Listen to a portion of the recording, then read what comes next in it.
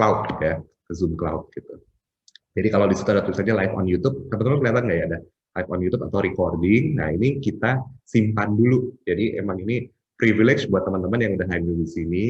Tunggu dulu. Nanti kalau misalnya mau dapat aksesnya atau teman-teman mau bagikan juga nggak masalah. Kita prinsipnya berbagi sih intinya gitu. Oke. Nah ya, betul ke Zoom Cloud.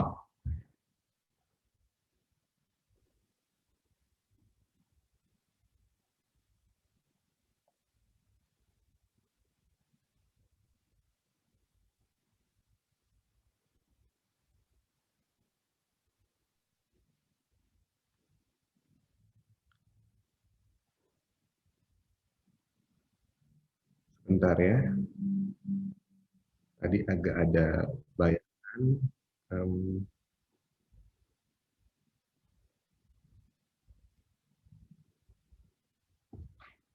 Oke, baik. Halo, ada Yunita dari Depok. Ada Lena dari Depok. Wah, ini tetanggaan nih kayaknya ya. Baik. Orang-orang Depok nih. Terima kasih semuanya sudah hadir di sini. Ini kurang lebih sudah ada 30 peserta. Katika kita mulai aja ya Katika ya. Udah jam 10:05. Saya mau share screen dulu pertama-tama tentang kegiatan kita hari ini. Nah, apakah sudah muncul teman-teman? Kalau sudah muncul, saya minta dong reaction-nya. Ada boleh angkat jempol atau misalnya pakai tombol reaction. Oke. Sudah Mas Warto. Oke. Baik. Nah, hari ini memang acaranya dari Bravo Sinergi Solusi yang berhubungan atau berkolaborasi juga dengan Human Care Consulting. Jadi saya selaku dari co-founder dan juga Tika sebagai foundernya dari HCC, Human Care Consulting. Makanya teman-teman tadi mungkin bingung kali, begitu ngisi psikotesnya kemarin, itu ada platformnya HCC, betul ya? Nah, tapi jangan bingung, karena emang kegiatan kita dari Bravo dan juga dari HCC, kita kolaborasi gitu ya. Untuk tools ya, itu disediakan oleh HCC, dan hari ini kita akan ngomongin tentang work values-nya. Nah, kalau Bravo sendiri, kita konsultan sumber daya manusia yang basisnya adalah ilmu psikologi, jadi psikologinya industri organisasi. Nah, kita tuh dikenal sebagai orang-orang yang punya kreativitas, semangat muda, emang kita orangnya masih muda sih ya. Lalu kemudian kita kenal kompetensinya di bidang psikologinya, assessment, sama pelatihan. Nah, ini beberapa klien kita, nanti mungkin teman-teman bisa lihat juga, oh pernah ada tanganin project di sini, ada tanganin project di sini, nanti mungkin kita bisa berbagi ya. Baik, nanti ntar kalau mau tanya-tanya tentang assessment, mau tanya-tanya tentang training, nah nanti bisa kita berikan contoh-contohnya dari sini. Gitu. Lalu kemudian salah satu yang kita anggap, wah ini bersemangat muda, mudanya kejauhan nggak ya, sampai main Lego gitu ya. Jadi kita juga menggunakan Lego itu sebagai tools assessment dan juga tools training. Jadi ini waktu sebelum pandemi sih ya, ini foto-fotonya ya. Jadi jangan ditangkap nih sama Satgas ya. Jadi ini foto-foto ini adalah foto-foto sebelum pandemi, kita ketemu langsung, lalu kemudian kita main Lego. Gimana saatnya sekarang kalau lagi pandemi? Nggak apa-apa, nggak masalah, kita bisa virtual Lego ya. Jadi kita bisa kirimkan Legonya ke tempat teman-teman. Yang paling jauh, kalau nggak salah kemarin sampai ke daerah Kalimantan ya, kita kirimkan Legonya kalau nggak salah gitu ya. Dan itu tetap bisa main Lego juga, bisa mengenali apa, bisa kenal diri kita, bisa ngomongin tentang kepribadian, bisa ngomongin tentang strategi organisasi sampai sejauh itu juga gitu. Nah, ini assessment-nya, ini adalah trainingnya. Tapi ini perkenalan singkat aja ya. Jadi kita akan masuk bagaimana work values itu esensial, artinya penting banget, terutama buat kepuasan karir. Bagi teman-teman yang mungkin belum bekerja, nah ini bagus juga nih nanti mempersiapkan karirnya dari sekarang, gitu ya. Lalu kemudian yang jadi narasumber ngomongin tentang work values, ini dia punya banyak banget nih, kalau nggak salah ada jurnal-jurnalnya, kayaknya hari ini kita akan 3 jam kita akan bahas jurnal ya. Enggak ya? Oh enggak, kalau kita nggak bahas jurnal, kita akan kenalan dulu sama Kak Tika nih, Kak Tika dari HCC. Monggo, Kak Tika. Halo, Ko Juliet, terima kasih waktunya. Iya, silakan Tika, kenalan dulu dong nih. Boleh. Suara saya kayaknya agak bounce back di sini, tapi di sana apakah bisa terdengar dengan cukup jelas? Jelas. Oke, siap. Jadi perkenalkan, saya Kartika dari HCC atau Human Care Consulting.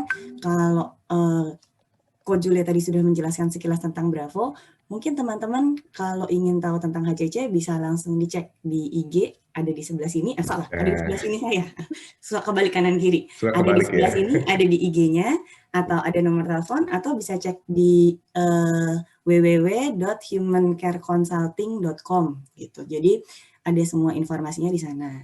Kalau apa sih HCC itu? HCC itu sebetulnya menyediakan layanan platform tes online dan membuat tes-tesnya juga. Jadi kalau kemarin teman-teman sudah sempat mencoba mengerjakan salah satu tes kami, yaitu work value assessment, berarti sudah pernah mencoba menggunakan platformnya.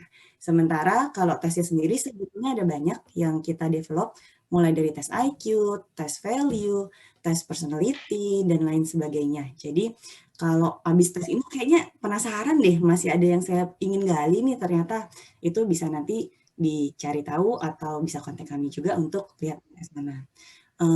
Kalau perkenalan dari saya sendiri, tadi Kojul sudah sempat sebut ya, saya founder atau CEO di Human Care Consulting. Sebetulnya awalnya sempat kerja dulu. Jadi saya sempat kerja dulu di Astra selama 2,5 tahun, malang melintang lah waktu itu, kepala jadi kaki, kaki jadi kepala, guling-guling. Terus setelah segala macam perjuangan lah ya di masa-masa lebih muda dari sekarang, lanjut S2. Setelah lanjut S2, sempat kerja di beberapa associate, sampai akhirnya karena memang passion-nya di penyusunan alat ukur ini, jadi kita develop yang memang khusus untuk menyusun alat ukur. Kalau di HCC, kami sangat open untuk kolaborasi, kerjasama, makanya kalau ada konsultan-konsultan lain, atau perusahaan, atau mahasiswa gitu, misalkan, Kak, saya skripsi atau tesis, butuh nih alat ukur yang udah valid, biar saya tinggal cek konstruknya. Kami sebetulnya justru sangat open kalau misalkan ada yang mau tertarik nanti tanya-tanya atau diskusi terkait itu. Atau misalkan alat ukur saya ini udah kece badai, saya udah riset, bagus banget, kalau selesai skripsi atau selesai tesis, nggak kepake nih, buat apa ya? Mau diduitin? Bisa, kontak aja ke HCC. Jadi kita nanti bisa ada kerjasama sistem royalti. Setiap alat tes kalian dipakai, maka itu juga akan bisa didapatkan keuntungannya gitu. Jadi kira-kira kalau HCC adalah seperti itu, Kojo. Semoga nggak kepanjangan, maaf ya. Enggak sih, nggak kepanjangan juga. Tadi juga sempat ada informasi tuh ya, Katika nih sambil kita ngobrol-ngobrol tentang HCC. HCC juga mau kasih free counseling ya, HCC ya? Yes, betul sekali. Gitu. Nanti kita untuk apa namanya aturan mainnya, ya. Aturan mainnya nanti silakan ikutin semua kegiatan kita hari ini sampai jam 11.30 ya kurang lebih. Nah supaya dapat free counselingnya gitu ya. Jadi nanti ada aturan mainnya gitu ya. Gitu. Oke, Kak Tika kita mulai aja ya. Teman-teman bagaimana, sudah terdengar dengan jelas semua, sudah dapat informasinya semua. Selamat datang bagi teman-teman yang baru masuk. Nah, kita akan baru masuk ke dalam materinya nih. Jadi sementara kita akan buka dulu untuk mengenalkan tentang kenapa sih pentingnya ikut assessment gitu. Kemarin ada yang ngomongin gini, Kak Tika ya, pas lagi kita beriklan gitu ya, terus kemudian ini nanti dapat psikotes, oh psikotesnya panjang nggak gitu, terus kemudian nanti dapat hasil psikotes cepet atau enggak gitu ya. Nah, yang pertama adalah namanya kan work value nih topiknya, lalu kemudian ada tulisan assessment gitu, jadi kesannya kayaknya oh mungkin penuh dengan penilaian gitu ya. Nah ternyata kemarin sudah dicobain alat tesnya, alat ukurnya, ternyata cukup mudah ya. Harapannya sih teman-teman mudah untuk ngerjain. Nah, tapi sementara boleh juga ketik di kolom chat gitu ya, ketika ngerjain itu apa pendapatnya tentang mengerjakan alat tesnya tersebut gitu ya. Artinya, wah susah nih, atau nggak ngerti, atau misalnya susah aksesnya dan sebagainya, supaya kita bisa tahu juga gitu ya. Nah, bagi teman-teman yang sudah ngisi, harusnya teman-teman hampir semua 99 atau 95% sudah isi semua ya. Jadi kalau nanti teman-teman mau ini, silakan diketik di kolom chat supaya kita tahu, oh ini apa namanya, masukannya terhadap alat tesnya juga gitu ya. Sebelum kita lanjut, saya akan coba share screen dulu. Teman-teman boleh monggo dibuat dulu share screen-nya dulu. Sorry, share screen lagi. Di chat dulu gitu ya. Komentarnya seperti apa.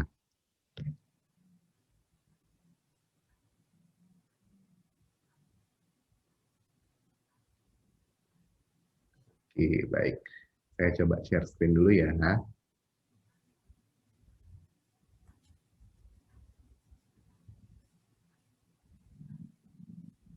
biasanya ketika kita ngomongin tentang work value itu terkait sama ini nih, tentang hubungannya sama pekerjaan yang harus saya lakukan. Wah, Bapak Gading sudah mulai hujan. Semoga teman-teman aman ya. Oke, lalu kemudian yang kedua, karir apa yang harus saya pilih? Jadi nomor satu kita tekanannya dilakukan, yang kedua adalah yang mau dipilih yang mana. Yang ketiga, itu kita ngomongin tentang apa ya lingkungan yang paling cocok sama saya gitu ya. Lalu kemudian yang keempat, pekerjaan apa sih yang cocok sama kepribadian saya? Mulai gaya nih ya, nomor empat mulai ngomongin tentang kepribadian gitu ya. Nanti kita akan dapat bahasan nih, apakah work value itu kepribadian atau enggak? Nanti jawabannya dari Kak Tika ya. Lalu kemudian jenis pekerjaan atau apa yang bisa saya lakukan itu yang bisa bikin saya puas gitu ya, memuaskan. Nah, jawabannya adalah sebenarnya yang mengandung unsur-unsur yang menurut kita itu paling penting. Jadi mau ngelakuin apa ya, yang paling penting buat kita apa? Yang dipilih apa sih yang paling penting gitu. Nah, lalu kemudian kayak gini nih biasanya ada nilai-nilai misalnya atau ada hal-hal yang kita anggap penting misalnya kebebasan kreasi. Jadi kalau dalam bekerja, nah pengennya bebas gitu ya, pengennya bisa berkreasi secara bebas. Kalau bisa ada variasi. Mungkin ada orang-orang yang kayak gini ya, kalau bisa saya tuh kalau misalnya mengerjakan sesuatu tuh dihormati gitu ya, atau ada kemungkinan untuk belajar hal-hal baru setiap hari misalnya, atau dapat ketenaran. Contohnya apa misalnya, oh ya zaman sekarang nih seneng banget ya jadi tiktokers, jadi youtubers gitu ya, jadi podcast, atau misalnya kalau sekarang ada aplikasi namanya apa Clubhouse gitu ya. Nah, mau tuh gitu ya. Wah, jadi ini ya. Jadi melakukan pekerjaan mungkin yang menantang, artinya yang challenging buat kita. Entah itu dari kesulitannya, mungkin juga dari tempat kerjanya juga yang menantang gitu ya. Ini adalah hal-hal yang mungkin penting buat kita. Penting buat dapat kreasi, penting untuk ada variasi, penting untuk dihormati gitu ya. Atau ini, yang penting gajinya gede, yang penting dapat kesehatan, asuransi. Zaman gini ya, lagi pandemi, butuh banget. Butuh misalnya fleksibilitas kerja, bisa WFH, bisa WFO gitu. Lalu kemudian yang paling penting lagi, jatah cuti, udah cuti, dibayar lagi gitu ya. Lalu kemudian yang penting lagi, wah yang saya paling pentingin itu adalah, yang penting bosnya. Bosnya tuh nyenengin gitu ya, nggak bikin rese, nggak banyak tuntutan gitu. Nah ini adalah dua kategori yang kira-kira yang di atas itu yang dibilang dengan nilai intrinsik. Intrinsik, intrinsik itu artinya yang dalam diri kita gitu ya.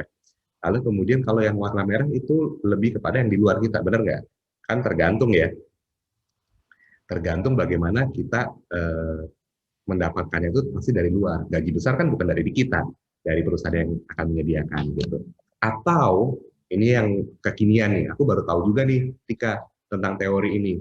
Katanya motivasi itu bukan intrinsik, bukan ekstrinsik aja, bukan di dalam dan di luar, tapi ada juga berhubungan sama lifestyle katanya. Nah ini nggak tahu nih, nanti kita akan coba lihat nih. Jangan-jangan pilihannya itu lebih ke, oh kalau saya tuh kalau nyari kerja, yang penting tuh deket dari tempat kerja, jadi nggak usah eh, cari kosan misalnya gitu. Atau saya punya preference, punya pilihan kerja tuh, aduh kerja tuh yang ibu kota banget deh, metropolitan. Saya nggak mau yang jauh-jauh atau yang nyempil-nyempil banget, kayaknya kesannya kampungan misalnya kayak gitu. Jadi ada nuansa lifestyle. Atau deket sama kedai kopi terdekat, karena saya nggak mungkin hidup tanpa ngopi misalnya begitu. Jadi tuh semacam lifestyle ya. Ini unik banget. Jadi teori terkininya selain dari yang intrinsik yang dalam diri, juga yang di luar diri seperti yang warna merah. Ternyata sekarang ada juga yang warna hijau nih Tika katanya, yang lifestyle juga gitu. Nah tapi yang hari ini kita akan bahas kayaknya lebih mengarah kepada yang dalam diri kita dulu, betul nggak Tika? Yang intrinsik dulu Nanti ya kita gitu ya. bahas. Nanti kita Sebetulnya bahas ya. Nanti kita bahas. Bisa jadi dua-duanya mempengaruhi ya, baik dari di dalam maupun yang di luar, apa yang kita anggap penting. Oke, baik. Ini teman-teman supaya lebih interaktif, saya mau cross check dulu nih. Kalau teman-teman tuh gimana? Lebih pilih yang mana di antara yang tadi ini? Yang warna biru, warna merah, apa yang warna hijau? Gimana? Lebih pilih yang mana? Ini nggak ada yang salah loh ya dari pilihan ini gitu ya. Kalau misalnya mau chat silahkan, monggo ya. Hari ini kita coba interaktif aja karena yang talk show nggak cuma kita, tapi juga teman-teman. Nah, kalau teman-teman semakin bisa sharing, semakin seru juga nih pembahasan kita hari ini. Gitu. Lebih pilih yang mana? Oke, aku merah, katanya merah gitu. Biru merah gitu, merah, merah. Oke, Kak Guntur hijau, oh, tim merah gitu.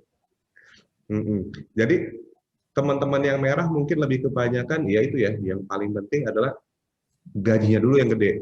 Nggak apa-apa deh, gue nggak usah belajar hal-hal yang baru. Nggak apa-apa deh, aku diinjak-injak, kehilangan harga diri. Yang penting gajiku besar, gitu ya.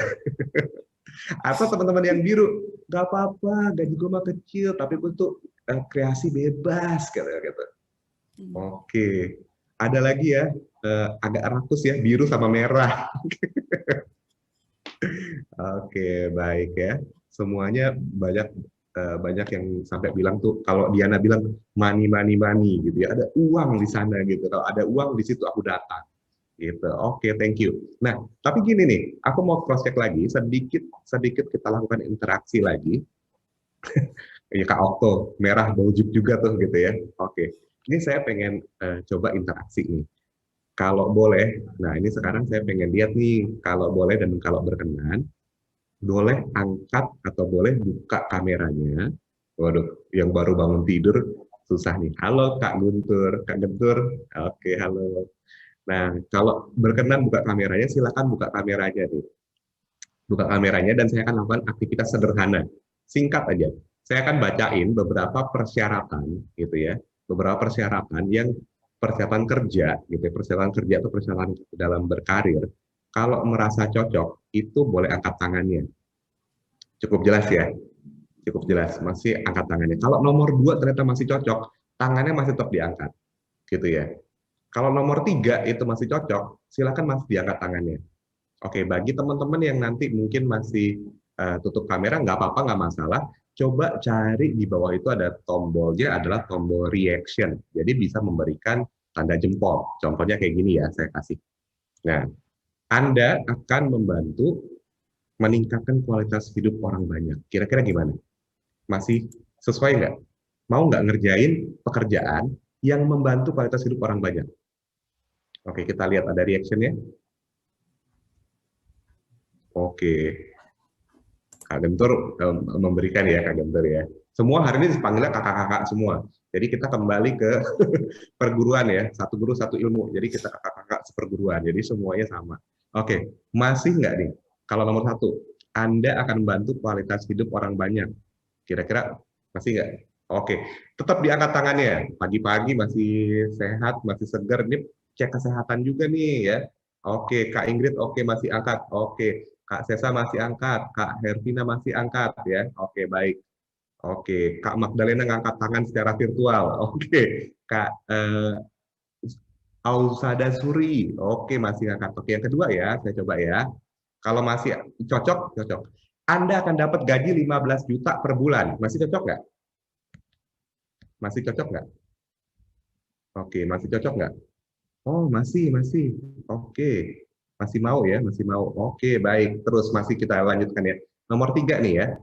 Anda akan punya opsi untuk kerja sendiri ataupun masuk ke dalam satu organisasi. Jadi boleh kerja sendiri, boleh masuk ke organisasi.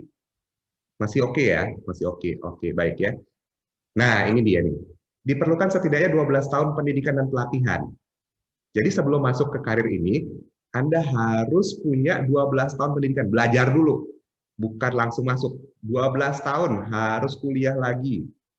Harus belajar lagi. Masih ada yang mau? Masih ada yang mau? Masih. Oh, ada beberapa yang udah nggak mau ya. Oke, baik.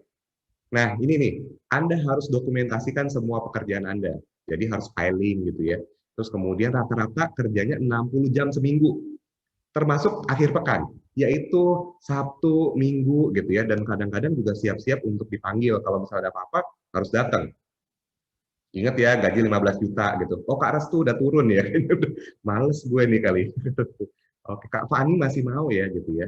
Oke, baik. Kalau masih mau, angkat tangan lagi ya. Nah ini, Anda mungkin bekerja dengan orang-orang yang menantang atau berpotensi punya potensi berbahaya. Masih mau nggak? Kak Fani udah mulai turun tangannya ya. Jadi kondisinya ini semuanya berurutan ya, semuanya harus terpenuhi. Kak Jovina masih mau ya kerja sama orang-orang yang berbahaya. Nah ini nanti teman-teman kalau yang nyari kerjaan mau berbahaya boleh nih. Oh, Kak Sesa juga masih mau ya, Kak Sesa ya mau kerja sama orang berbahaya ya. Oke, baik. Berikutnya nih, beberapa orang mungkin menganggap Anda atau pekerjaan Anda itu sebagai penipu. Jadi Anda tuh dianggap sebagai penipu, gitu ya. Untuk beberapa orang masih mau nggak? Oke, saya cek dulu. Oh Kak Diana Yulianingsih masih mau ya. Kak Tika masih mau. Kak Guntur mau nggak nomor yang terakhir ini? Kak Guntur. Bingung juga, bingung, mikir dulu. Bingung ya. Oke sip. Silakan dibaca dulu nih, renungin dulu nih. Oke, boleh turunin tangannya juga. Silakan boleh direnungkan nih. Dari deskripsi pekerjaan semacam ini, masih mau dikerjain nggak? Masih mau dikerjain nggak nih gitu ya. Nah, tentu beda-beda bagi masing-masing dari kita gitu ya. Ada yang masih mau ngerjain juga, ada yang mau ini. Nih kata Hervina Adriani, ini kerja apaan? Nah, ini dia nih. Kalau kita tebak, kira-kira pekerjaan apa nih yang kayak gini nih? Membantu meningkatkan kualitas hidup orang, gajinya 15 juta sebulan rata-rata gitu ya. Lalu kemudian boleh pilih mau kerja sendiri atau organisasi, perlu 12 tahun pendidikan, lalu kemudian semua harus dokumentasi, kerjanya 60 jam seminggu, siap dipanggil, kemudian potensinya menantang dan berbahaya. Kira-kira kerjaan apa? Coba ditulisin, diketikin. Kira-kira gimana? Oke. Kerja bagai kuda, kata Okto. Kata Rogi. Asuransi. Oke, sip. Kerja kesehatan. Pajak. Oh, aduh, pajak ya. Ternyata ada juga di bidang pajak gitu ya. Oke, baik. Terima kasih. Konsultan. Oke, jangan-jangan ini dari kerjaan konsultan ya. Oke, baik ya. Kita cek ya. Ini sebenarnya kalau dari survei seperti apa nih? Kita cek ya kerjaan yang kayak gini ya. Oke, asuransi tapi nggak sampai 12 tahun sih. Bener juga nih, kalau asuransi kan biasanya langsung bisa jump in ya, bisa langsung bekerja ya, tapi ini butuh 12 tahun pendidikan. Ini pekerjaannya, kalau saya boleh bisik, ini pekerjaannya dari psikiater. Coba deh, kalau ini kondisinya adalah, coba dilihat tuh ya, meningkatkan kualitas hidup orang, iya nggak sih? Iya ya. Gajinya dokter spesialis berapa sih? Saya kemarin googling sih, iseng-iseng gitu ya. Rata-rata sih 15 juta sebulan, tapi bisa jadi lebih. Boleh praktek sendiri, namanya psikiater kan juga begitu ya, boleh praktek sendiri. 12 tahun pendidikan, udah 6 tahunnya di S1-nya, ya kan, tambah lagi spesialisasinya, tambah lagi kursus-kursusnya gitu ya. Terus kemudian harus catetin semuanya gitu ya. Lalu kemudian 60 jam seminggu, akhir pekan bisa jadi on call ya. Lalu kemudian bisa jadi kerja sama orang-orang yang potensinya bahaya. Dan kalau namanya psikiater, bandinginnya sama dokter bedah. Dokter bedah sih kelihatan ya, dia bedah orang, buka belek gitu istilahnya, buka tubuh orang dan sebagainya. Tapi kalau ini psikiater, kayaknya banyak nipu deh nih. Ngapain sih datang ke psikiater? Yang paling kasihan siapa? Yang paling kasihan kayak kita nih, psikolog ya, Kak Tika ya. Mungkin gajinya nggak sampai 15 juta, jangan-jangan teman-teman kita ini. Tapi sama, kondisinya kayak gini juga, mirip-mirip gitu ya. Kondisinya mirip-mirip juga kayak gini. Jadi kadang-kadang kalau misalnya tanya, butuh nggak sih ke psikolog? Jangan, emang gue gangguan mental. Kalau dikasih sesi konseling, emang gue gangguan mental. Emang gue disorder, gitu ya, dan sebagainya. Gitu, sekalian curhat, katanya gitu. Nah, jadi bisa aja nih, ternyata dari semua kriteria ini, ada hal-hal yang cocok, ya. Tadi dikira psikolog nih, tapi nggak enak banget dikira penipu. Iya, beneran. Apalagi apa tuh? Katanya kalau misalnya motivator. Tadi saya mau masukin contohnya motivator. Tahu nggak salah satu motivator? Saya pernah nih, kasusnya adalah kami berikan, apa namanya, kami masuk ke, apa ya itu namanya, tender ya. Nah, tender di perusahaan, lalu kemudian di situ diminta motivator. Nah, saya terkaget-kaget ada satu motivator Indonesia juga yang hitungan per jamnya itu bisa sampai 50 juta per jam gitu ya. Tapi sama juga kan, kadang-kadang kalau di kita bercandaannya gitu ya, hidup tidak seindah mulutnya Mario bla bla bla gitu ya, Mario Bros mungkin ya, dan sebagainya. Mau kayaknya enak banget, gampang banget, ngomong-ngomong doang kok dapat 50 juta gitu misalnya gitu ya, dibilang begitu. Oke, lagi viral gaji 250 juta, bener juga kan? Nah, ini nipu apa enggak gitu ya. Kemarin ada tok-tok cash dan sebagainya gitu. Nah, tapi ini semua kalau dilihat-lihat, nomor 1, 2, 3, 4, dan seterusnya, ada yang cocok sama kita, ada yang kita anggap penting, bahasanya gitu. Ada yang kita anggap, ya biasa aja deh, ini mungkin nggak gitu penting buat saya. Gitu. Nah, nanti Kak Tika nih akan lanjutin. Nah, ini pembukaannya dulu ya, bahwa dari diri kita kadang-kadang beda-beda nih. Tadi udah ada yang biru, ada yang merah, ada yang hijau, ada yang biru sama merah, praktis banget. Dikasih tahu lowongan pekerjaan seperti ini, jangan-jangan ada yang penting, ada yang nggak penting. Gitu. Nanti kita akan lanjut sama Kak Tika, saya akan soft share ya. Oke, mau Kak Tika? Oke, terima kasih penjelasannya menarik sekali ya. Saya tadi juga tebak-tebak kerjaan apa ya yang kayak gini. Ternyata psikiater. Masuk akal, masuk akal. Oke. Berikutnya mau langsung saya jelasin atau mau kita ngobrol-ngobrol dulu nih, Ko Jul? Boleh, terserah, boleh. Kak Tika yang lead habis ini. Siap. Sebentar saya sambil buka. Saya siapin PPT, tapi memang singkat. Saya sambil siapin, saya buka dulu ya. Oke. Kak Hervina tadi gaji viral 250 juta tuh gaji apa, Kak? Ketik dong, Kak. Kita pengen tahu, Kak. Gaji viral 250 juta tuh kerjaannya kerjaan apa? Tapi benar ya, kadang-kadang ada yang benar-benar mementingkan dari sisi gajinya, ada yang lagi mementingkan kayak tadi, yang penting saya punya kepentingan atau ada punya yang saya anggap penting adalah sesuatu yang dalam diri saya. Sehingga kadang-kadang bagi kita, wah influencer Instagram ya ternyata. Sehingga kadang-kadang dari kita mungkin mementingkan bahwa, oh ya jangan sampai citra saya atau image saya itu jadinya buruk gitu. Tadi begitu tadi ngomongin tentang kadang-kadang dianggap penipu, wah terus ada yang bilang asuransi ya gitu. Wah, berarti ada pengalaman nih, ada trauma kali ya teman-teman asuransi, MLM ya gitu. Jadi ada beberapa yang buat dari kita, ternyata saya nggak mau jalanin MLM karena saya penting untuk menganggap diri saya mungkin image saya jangan sampai dianggap sebagai penipu gitu. Nanti lanjutnya sama Katika nih, Katika udah share screen, monggo. Oke. Mungkin sebelum saya share tentang work value dan kalau teman-teman sudah isi berarti sudah dapat hasilnya, pengen tahu dulu dong yang sudah bekerja itu ada berapa banyak, yang belum punya pengalaman kerja berapa banyak. Mungkin boleh angkat tangan yang saat ini bisa boleh reaction juga ya. Bisa langsung, yang punya pengalaman, yang saat ini belum pernah bekerja gitu. Jadi belum bekerja, oke. Pertanyaannya berubahnya cepat banget. Oke, 1.000 orang, berapa jumlahnya? Ada tiga katanya yang belum bekerja. 3 orang belum pernah bekerja. Yang 4, ada yang angkat langsung 4 orang, 5. Yang lainnya masih diklik-klik, oke. Yang punya pengalaman bekerja kurang dari 1 tahun. Kurang dari 1 tahun. Kurang dari 1 tahun. Pengalaman bekerja kurang dari 1 tahun. Ada 3. Ya. Ada 3. Yang pengalaman kerjanya antara 1 sampai 5 tahun.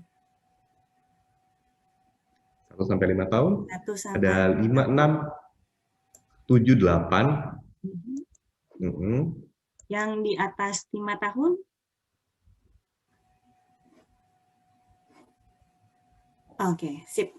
Jadi bervariasi nih ya, ada yang memang baru mikir mau cari tempat kerja, ada yang sudah punya pengalaman selama kurang dari 1 tahun, 1 sampai 5 tahun, ada yang sudah malang melintang mungkin di berbagai dunia persilatan, mungkin sudah bekerja di beberapa perusahaan. Gitu.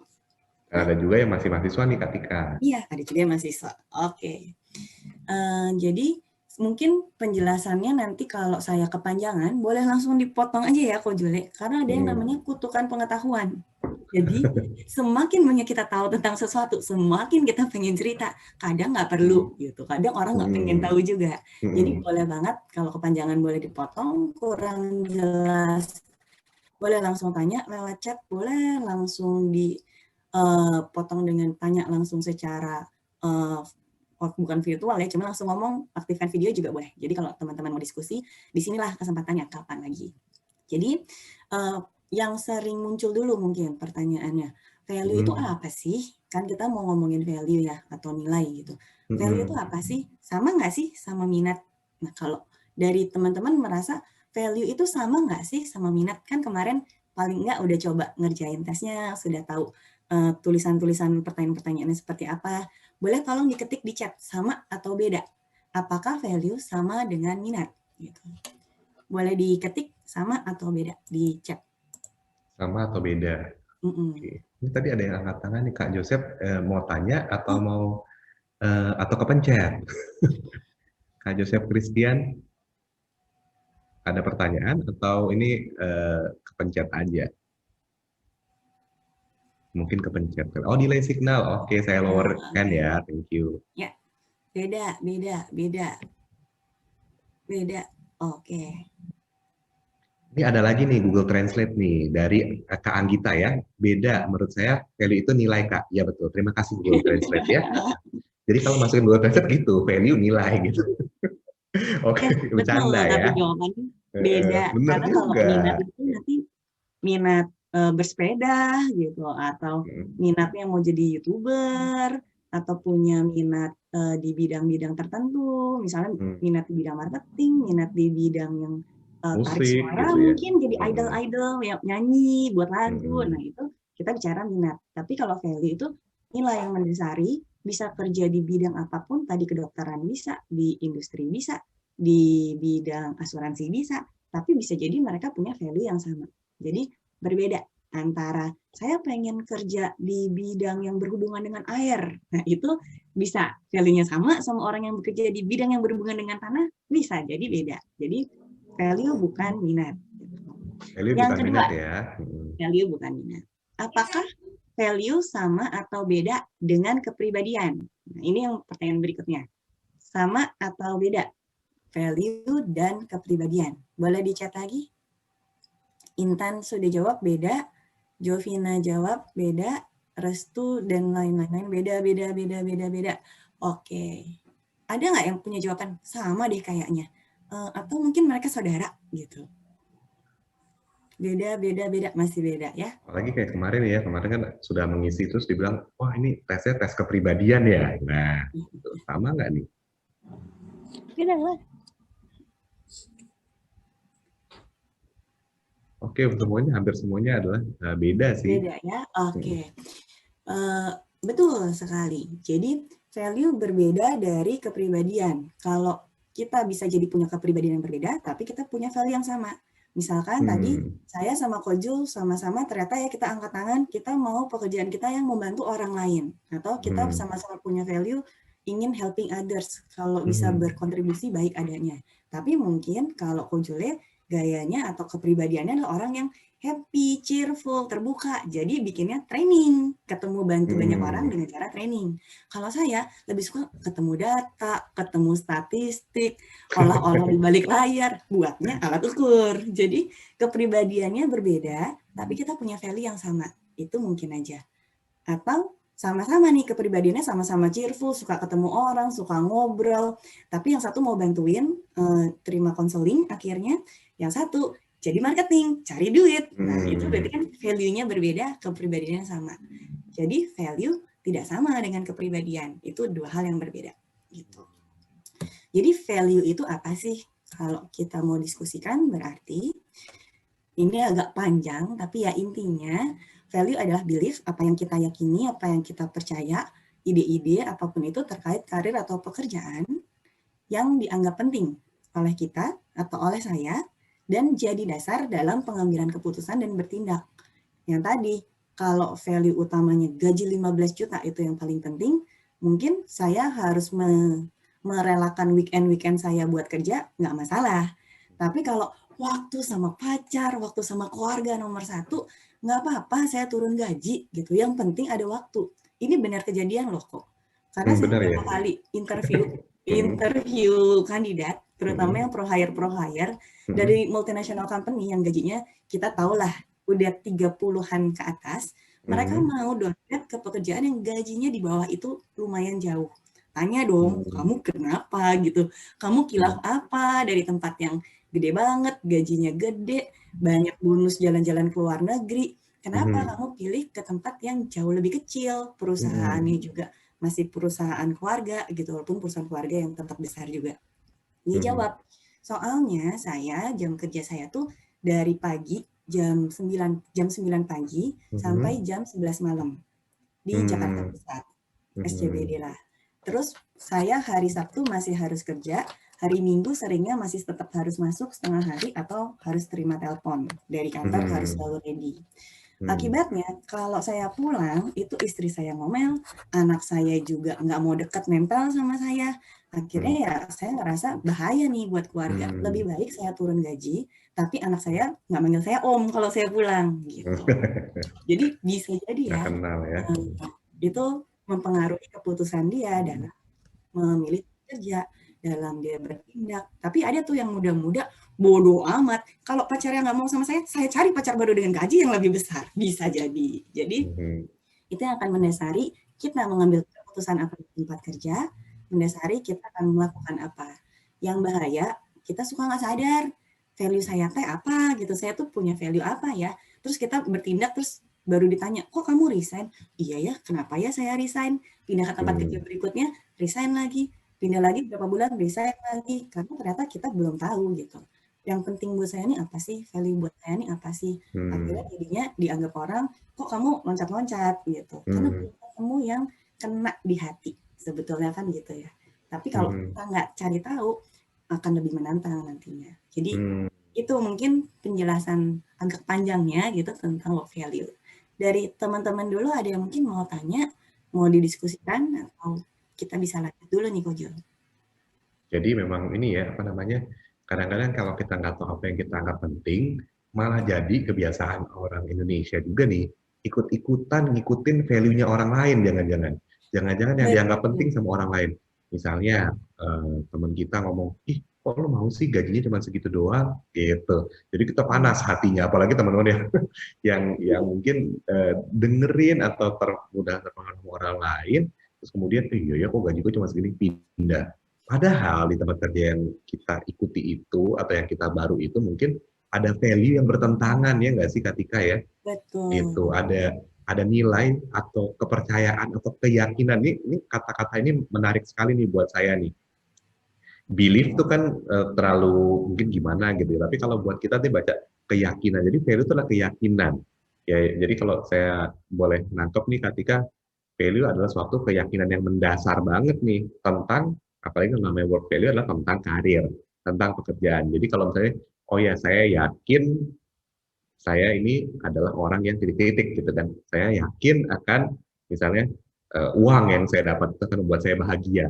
Saya yakin uang itu akan membuat saya puas misalnya gitu. Atau sebaliknya ya, saya yakin bahwa ya apa namanya kedekatan keluarga itu penting buat saya gitu. Jadi itu yang jadi penting sih, keyakinan ya.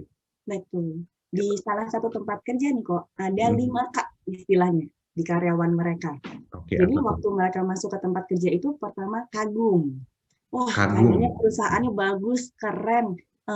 Di atas website dan lain-lainnya menarik nih, kagum dengan perusahaannya, mereka masuk ke sana. Terus setelah masuk dengan kekaguman, kaget. Hah, ternyata nggak kayak yang saya bayangkan. Ternyata beda gitu. Jadi muncullah tuh kekagetan-kekagetan. Terus kecewa. Setelah itu kok gini, kok saya harapannya bisa begini kok nggak begitu. Jadi banyak keluhan-keluhannya. Setelah masuk fase kecewa, keluarlah dari sana. Resign dari perusahaan. Tapi ternyata setelah muter, pindah-pindah kerjaan, kembali apply lagi. Bisa nggak gue masuk lagi ke tempat kerja yang itu? Karena ternyata tadi kalau dia nggak tahu apa yang penting buat dirinya, apa yang nggak penting buat dirinya, mudah terombang-ambing yang kayak aku juga bilang itu. Nanti teman bilang, kok gajimu segitu sih, di tempat aku segini loh. Tapi begitu dia pindah, ternyata ada benefit-benefit yang, ternyata buat saya dibanding gaji, lebih baik atasan saya ingat loh saya ulang tahunnya kapan. Atau dibanding gaji, waktu saya sakit, saya nggak dikontak loh, saya boleh istirahat. Itu lebih berharga ya ternyata gitu. Atau malah, ya nggak apa-apa lah, saya ternyata kuat kok kerja keras, kerja bagai kuda gitu. Yang penting gajinya besar, lebih enak. Kalau stres bisa makan-makan. Ya. Itu juga ternyata mempengaruhi. Jadi yang tadi bisa jadi kita mengalami fase mulai dari kagum, kaget, kecewa, keluar, tapi jadi ingin kembali. Kalau kita mikir, kita punya value seperti apa. Gitu. Ini kayak agak nyerempet-nyerempet hubungan percintaan kayaknya ya Kak ya. Betul. Awal-awal kayak gini juga ya, 5K ya. Makanya ada kasus CLBK ya. Nah. Oke, sip. Kita lanjut dulu Kak, biar ada slide yang berikutnya. Ya. Oke. Yang ini trivia information sih. Jadi dari mana sih HCC atau kami menyusun tes WVA yang kemarin teman-teman kerjakan. Jadi pembuat teorinya sebetulnya adalah Profesor Shalom H. Schwartz. Nyebut namanya susah, ngetiknya saya suka kebalik-balik gitu. Huruf matinya lebih banyak dari huruf hidupnya. Sesuai namanya, kebayang beliau adalah orang Israel, sudah jadi profesor di tahun 1973. Jadi kayaknya saya pun belum lahir gitu ya, beliau sudah jadi profesor. Terakhir di Hebrew University of Jerusalem, dan riset ini sudah dibuat atau dikembangkan, dibuat jurnalnya juga di 82 negara dan lebih dari 210 jurnal. Tapi sejujurnya jurnal ini data yang saya dapat terupdate di tahun lalu, dan tiap tahun biasanya selalu bertambahnya eksponensial. Jadi pasti lebih banyak dari ini. Kenapa Jadi itu? yang tadi Kak Tika ceritain ini adalah tentang si tools-nya yang kita pakai kemarin ya, yang teman-teman sudah isi, Ya. sudah ini adalah berdasarkan jurnal psikologis gitu kali ya, jurnal penelitian ya, jurnal penelitian gitu. Jadi ini biar teman-teman juga karena kalau sadar kita bahwa bicara, supaya karena teman-teman kalau juga kita tahu bicara ya. value, banyak banget. Nanti bingung, kok si A bilang value ini, si B bilang value itu, gitu. Ini sebetulnya value itu apa sih? Nah, memang value itu banyak banget. Bisa kalau di list atau di data ratusan bahkan ribuan. Tapi si Bapak Schwartz ini akhirnya mengumpulkan semuanya, di riset, disortir dari yang sederhana, dibuat lebih ribet. Makanya gambarnya yang berikutnya sebenarnya Ko Jul. Ini kayak benang kusut gitu. Dari yang simple, kayaknya orang itu ada 4 ya. Autonomy and change, jadi yang tadi ingin punya kebebasan, kemandirian, bisa berubah, atau care dan empati, yang menunjukkan kepedulian, menolong orang, atau security stability, tadi bisa dengan gaji cukup, aman, ada tunjangan kesehatan, atau ke dominance, punya power lah, punya kesempatan buat ngatur orang lain, jadi supervisor, mungkin jadi manajer, jadi direktur, ada kompetisi sama orang lain, ada achievementnya, itu kan masih simpel. Sampai ke kusut yang tadi ada ratusan ribuan value, lalu dibuatlah jadi skema yang ada di sebelah kanan, yang bentuknya lingkaran ini. Jadi ini saya izin jelasin sedikit aja, nanti kalau ada yang mau tanya, kita bisa diskusi lebih lanjut, supaya sama-sama kebayang dulu framework-nya. Ternyata kalau menurut teori yang kita pegang, yang dites, yang kemarin dikerjakan teman-teman, value itu bisa kita bagi sebagai ada 2 kelompok besar. Value yang berdasarkan self-protection atau yang berdasarkan growth. Maksudnya apa? Kalau self-protection itu yang menghindari kecemasan untuk melindungi diri gitu. Value-nya yang penting saya aman dulu. Dan ini sebetulnya cukup sejalan loh sama value orang Indonesia, yang dalam tanda petik kita masih banyak ternyata punya mental terjajah gitu. Jadi kita penuh ketidakpastian bencana alam, kita penuh ketidakpastian sekarang pandemi. Bisa jadi kita punya value ternyata self protection. Kita sudah kena krisis moneter, kita sudah kena berapa kali krisis. Nah, itu biasanya mempengaruhi value seseorang. Kalau self protection, yang penting saya dalam kondisi aman, safe. Gitu. Yang kedua adalah growth. Kalau growth ini biasanya anxiety free. Jadi saya mau explore, saya mau coba, saya mau berkembang. Kalau mungkin dikaitin sama generasi, ada yang bilang, wah generasi Z ini adalah generasi yang value-nya growth. Karena mereka nggak terlalu peduli tuh soal jenjang karir, nggak peduli kemapanan, yang penting mau explore, mau jadi YouTuber, nanti gimana jangka panjang? Ya gimana nanti, misalnya. Saya mau jadi fashion blogger, atau saya mau jadi food blogger. Terus ternyata yang kita lihat di China, di luar negeri kan banyak yang akhirnya meninggal ya. Karena mereka mukbang, terus makan overeating, akhirnya meninggal. Nah, itu mungkin dia nggak terlalu pikir panjang tuh. Itu ada 2 yang mempengaruhi value. Mungkin bisa sama-sama di review, kayaknya saya lebih ke yang self-protection, untuk menghindari kecemasan, atau yang growth ya sebetulnya, untuk yang berkembang gitu. Terus ada 2 lagi, social focus dan personal focus. Kalau social focus, tadi sempat disebut juga sekilas sama Ko Jul sebetulnya, yang berhubungan dengan orang lain, itu yang saya anggap penting. Atau nilai-nilai yang saya anggap penting adalah yang terkait dengan orang lain. Sementara kalau personal focus, yang berhubungan dengan diri saya, itu yang saya anggap penting. Mungkin kalau bicara culture, ada yang bilang culture timur itu lebih sosial, jadi lebih ke social fokus. Sementara kalau orang-orang bule, orang barat tuh lebih personal fokus. Kata siapa? Nah, mungkin kalau teman-teman yang mahasiswa boleh tuh di riset, karena pasti sudah ada shifting, sudah ada pergeseran. Tapi itu tadi, ada self protection dan growth, ada social fokus, fokus ke orang, dan personal fokus. Jadilah ada 4 kelompok besar. Ini mungkin kita sama-sama sambil cek, 4 kelompok dari 4 kelompok besar ini, value saya yang mana ya? Karena ini nanti akan menentukan kita betah kerja di mana, atau kita betah dengan karir apa. Karena mengejar karir kan nggak semuanya indah, dan tadi ya, nggak semua semudah yang disampaikan motivator. Kalau kita punya value yang sejalan dengan karir yang kita tekuni, kalau menghadapi bump atau tantangan dalam hidup, biasanya lebih mudah, atau kita lebih mau bertahan. Gitu. Yang pertama, kombinasi antara yang growth anxiety free dulu ya. Kalau dia berkembang dan ke social focus, berarti dia masuknya nanti klasternya self transcendence. Apa tuh self transcendence? Jadi intinya dia kayak aktualisasi diri, mau melakukan sesuatu yang dia anggap penting, yang tadi nolongin orang lain. Saya mau berkontribusi, saya mau nolongin orang lain. Mungkin ujung-ujungnya ke NGO atau pekerjaan-pekerjaan yang sekarang lagi banyak bencana, saya mau ke tempat bencana, saya mau jadi relawan. Nah, itu biasanya orang-orang yang self-transcendence. Sudah keluar dari dirinya, dia fokus untuk kesejahteraan orang lain. Mau berkembang untuk membantu orang lain. Mungkin psikolog, psikiater itu bisa juga ya. Salah satunya masuknya ke self-transcendence. Jadi orang-orang seperti ini akan kumpulnya ke pekerjaan-pekerjaan yang tadi banyak berhubungan dengan orang, membantu orang lain, bisa untuk benevolence, jadi memang tulus membantu, bisa nanti jadi helper mungkin di panti jompo, atau jadi suster, perawat, dan lain sebagainya, bisa universalism nanti yang ke NGO, untuk bantu orang, untuk nature, dan lain sebagainya. Atau misalnya masuk di bidang hukum gitu ya, dia akan jadi pengacara yang bantu orang-orang yang tertindas lah ceritanya. Gitu. Itu area self-transcendence. Yang kedua, kalau growth anxiety free tapi fokusnya ke personal, nantinya berarti akan jadi orang-orang dalam cluster openness to change. Saya mau kembang, saya mau perubahan, saya mau hal baru, tapi memang untuk pengembangan diri.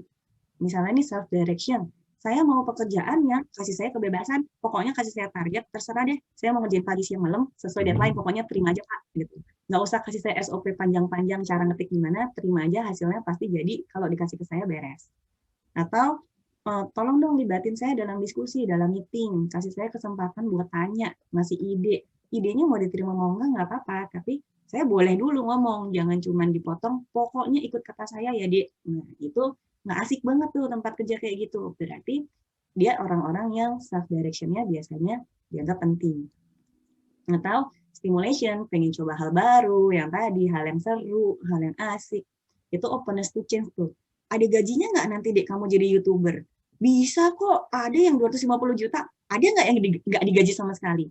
Ya ada sih, kita coba aja dulu. Nah, itu tuh tipe-tipe yang stimulation biasanya. Berani coba, walaupun mungkin tadi kalau ngomongin bisa nggak dapat gaji 250 juta? Bisa jadi, bisa nggak. Gitu. Itu openness to change. Yang ketiga, self-enhancement. Kalau self-enhancement ini personal focus dan memang self-protection dasarnya. Jadi, ingin berkembang juga sebetulnya, ingin meningkatkan diri, tapi memang dasarnya adalah supaya saya aman, dalam arti menghindari hal-hal yang bisa menimbulkan kecemasan. Yang dikejar nantinya adalah achievement atau power gitu. Kenapa? Karena kalau power, saya punya kekuasaan nih buat mimpin orang lain, buat ambil kebijakan, buat ambil keputusan. Jadi ada perasaan saya yang take control. Ini terprediksi gitu. Saya bisa atur. Kalau achievement biasanya kan ada target ya. Target sekian, saya sudah achieve. Saya buat target baru, saya achieve lagi. Jadi clear gitu objektifnya, apa yang mau saya kejar, apa yang saya cari, dan merasa lebih tenang karena yang tadi ada pegangan yang sebetulnya. Kalau power ya saya yang membuat aturannya, saya yang ngarahin orangnya. Kalau achievement juga tadi ada target-target untuk dicapai. Kalau yang stimulation kan, saya jadi YouTuber deh, ada target nggak? Iya, kita lihat nanti gitu. Itu berarti dia jadi YouTubernya karena stimulation. Tapi mungkin kalau YouTuber yang value-nya achievement, ya saya mau jadi YouTuber, saya harus dalam seminggu punya sekian follower, sebulan sekian follower, setahun sekian follower, gitu. Itu yang membedakan. Terakhir, conservation, ini adalah orang-orang yang self-protection dan social focus. Jadi, Yang dicari adalah harmoni sama orang sekitar. Yang penting kita kekeluargaan dalam suasana kerja yang nyaman, aman. Atau tadi, ada tunjangan kesehatan nggak di perusahaannya? Akan kemungkinan dipecat nggak? Kalau PNS kan aman banget ya sekarang ya. Perusahaan bergelimpangan, PNS kan hai. Nah, itu bisa jadi orang-orang yang memang mementingkan security. Nggak apa-apa, yang penting saya aman gitu dalam hal pekerjaan. Tenang, masa depan terjamin.